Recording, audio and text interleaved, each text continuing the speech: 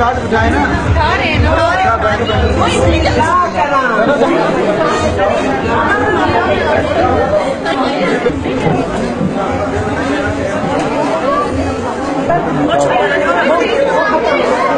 काटना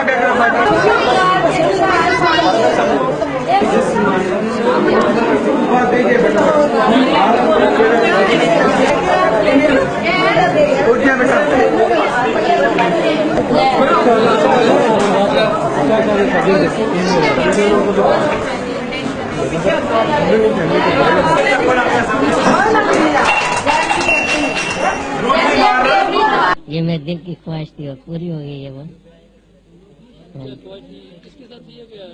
नहीं बस इसके साथ ही थी।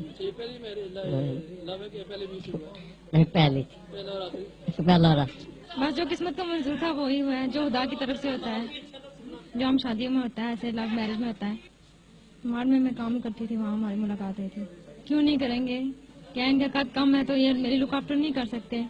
कर सकते हैं, मुझे खुश रखेंगे। बस मुझे इनसे ये उम्मीद है कि मुझे ये खुश रखें और कुछ नहीं। कोई बात नहीं, उम्र का फर्क क्या है तो हमारी पसंद है। उम्र का फर्क क्या कहता है? दिल होता है जवान उम्र में क्या रखा है।